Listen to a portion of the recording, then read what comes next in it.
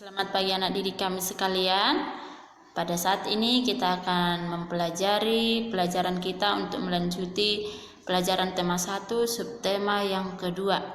Nah, sebelumnya ada baiknya kita berdoa terlebih dahulu. Kita berdoa.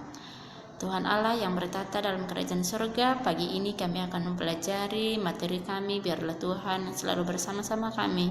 Tuhan berikan kami hikmat kepintaran dari surga. Berkati kami semua Tuhan dimanapun kami berada. Di dalam anak-Mu Yesus kami berdoa dan mengucap syukur. Amin. Baik, anak-anak sekalian, kita masuk ke subtema 2. Di sana ada judulnya kebersamaan dalam keberagaman. Pada minggu yang lalu kita sudah mempelajari subtema yang pertama, di mana judulnya pada subtema yang pertama itu keberagaman suku bangsaku. Nah, di sana kita sudah pelajari tentang keberagaman ataupun perbedaan bangsa kita ini. Nah, pada saat ini kita akan mempelajari kebersamaan dalam keberagaman. Bagaimana kita itu menjalin kebersamaan dalam perbedaan kita masing-masing, ya. Nah, di dalam materi kita saat ini, di mana dalam kehidupan kita sehari-hari kita sering berada di dalam atau sering kita bermain dengan teman-teman kita yang berbeda dengan kita. Ada itu beda keyakinan, beda suku, beda kebudayaan, ya. Nah, kita lihat ada di gambar itu ada orang yang sedang bermain, ya. Itu adalah Salosa dan teman-temannya. Mereka sedang bermain. Mereka memiliki keberagaman masing-masing. Ada yang berbeda agama. Kita lihat bahwa di situ ada yang beragama Islam, di mana mereka bermain hingga sampai sore, ya, sampai azan.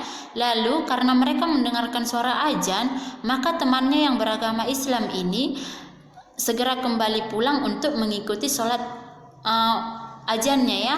Dan teman yang lain mereka bekerja sama untuk mengumpulkan barang-barang mereka ataupun permainan mereka, sehingga tidak ada terjadi keributan di dalam permainan tersebut karena mereka bergotong royong untuk memberesi mainannya masing-masing.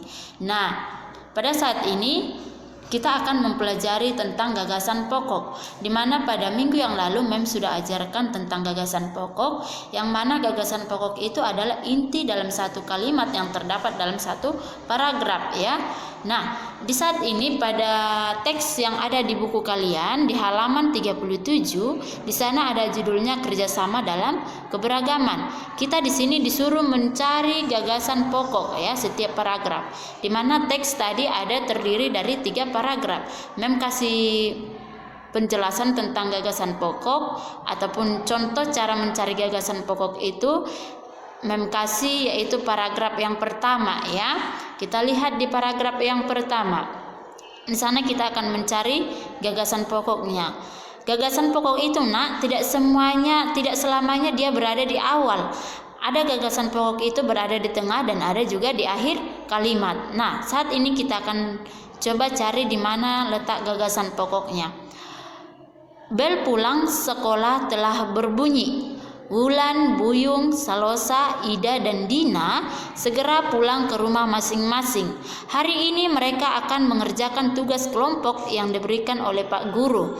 Oleh karena itu, mereka bergegas pulang dan bersiap-siap untuk mengerjakannya. Mereka akan mengerjakan tugas di rumah Wulan. Nah, yang menjadi gagasan pokok dalam paragraf pertama ini, dia berada di tengah kalimat. Yang mana itu yaitu hari ini mereka akan mengerjakan tugas kelompok yang diberikan oleh Pak Guru. Ini adalah inti dari cerita atau dari kalimat paragraf yang pertama. Ini yang menjadi intinya bahwa Salosa dan teman-temannya itu akan mengerjakan tugas kelompok mereka yang diberikan oleh Pak Guru. Sedangkan gagasan pendukung atau penjelasnya yaitu kita bisa lihat yaitu di situ dijelaskan, oleh karena itu mereka bergegas pulang dan bersiap-siap untuk mengerjakan. Mereka akan mengerjakan tugas di rumah Wulan. Nah, di situ dijelaskan mereka bersiap-siap pulang untuk mengerjakannya dan mereka mengerjakan tugas di rumah Wulan. Itulah sebagai gagasan penjelas. Nah, selanjutnya, pernahkah kamu mendengar bunyi burung berkicau? Nah, saat ini pada minggu lalu juga kita sudah diajari mendengar bunyi, ya. bunyi merupakan sesuatu yang sangat penting bagi kehidupan kita ya. Karena apa kita bisa mendengar bunyi? Karena kita memiliki apa? Telinga untuk mendengar. Nah, kita bisa mendengarkan suara air. Kita bisa mendengarkan suara teriakan orang. Kita bisa mendengarkan suara kicauan burung di pagi hari. Dan kita juga bisa mendengarkan suara yang lain ya di sekitar kita. Itu semuanya oleh karena kita diberikan Tuhan telinga untuk mendengar. Nah, di sini ada gambar telinga. Telinga itu terdiri dari 3 bagian ya. Telinga kita ini ada itu terdiri dari 3 bagian. Ada dia bagian telinga luarnya, ada telinga tengahnya, dan ada telinga dalamnya. Perhatikan gambar berikut ya. Di sini ada gambar telinga. Sangat jelas dibuat ya, bahwa telinga itu ada telinga luar. Nah, ini boleh dicatat ya nak, dipindahkan ke bukunya yang ada di gambar handphone kalian.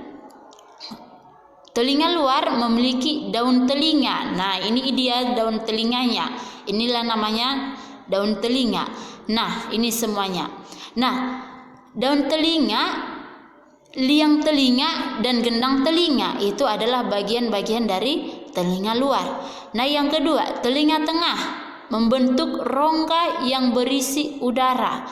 Ya, itulah pekerjaan telinga tengah itu, bahwa membentuk rongga kecil yang berisi udara.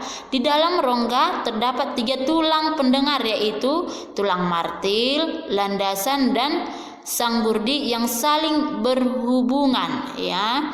Jadi dalam telinga tengah ini dia memiliki 3 tulang pendengaran, yaitu tulang martil, landasan, dan sanggurdi yang saling berhubungan. Yang ketiga, telinga dalam. Ya, telinga dalam terdiri atas jendela oval, jendela bundar, rumah siput, dan 3 saluran setengah lingkaran. Itu adalah bagian-bagian daripada telinga. Sehingga karena adanya kelengkapan di dalam bagian telinga kita ini, kita bisa mendengarkan setiap bunyi ya. Nah, sekarang beragam perayaan hari besar di Indonesia. Nah, di dalam negara kita ini atau bangsa Indonesia ini memiliki ragam perayaan hari besar dan memiliki keyakinan yang berbeda ataupun agama-agama yang berbeda. Pada minggu lalu Mem sudah jelaskan bahwa di Indonesia ini terdapat 6 agama, yaitu agama apa saja nak? Agama Kristen Protestan, Kristen Katolik, lalu agama Islam, agama Hindu, Buddha, dan Konghucu. Nah, masing-masing agama ini memiliki perayaan hari besarnya. Contoh, anak-anak boleh lihat yang ada di handphonenya, slide-nya di sana. Beragam perayaan hari besar di Indonesia, yaitu Islam. Apa hari besarnya? Idul Fitri. Nah, Kristen itu ada 2, Kristen Katolik dan Kristen Protestan. Mereka memiliki sama-sama Natal ya, hari raya besarnya Natal. Nah, lalu Hindu ini memiliki hari raya besar, yaitu Nyepi. Dan yang kelima, Buddha memiliki hari raya besar, yaitu Waisak. Lalu yang keenam, Konghucu ini memiliki hari raya besarnya, yaitu Imlek ataupun Gongsi Fajai ya. Jadi setiap keyakinan itu ataupun setiap agama itu memiliki hari besar, dan mereka merayakan ini dengan sangat meriah. Seperti kita pribadi Kristen ya, kita merayakan Natal itu sungguh sangat ramai ya. Di setiap itu sering dilakukan orang-orang Kristen di akhir tahun. Mereka merayakan Natal beramai-ramai, ada yang sampai pulang kampung, mereka merayakan Natalnya bersama dengan keluarga di kampungnya. Nah, itulah dia. Jadi setiap manusia yang berbeda keyakinan memiliki yaitu hari raya besar masing-masing.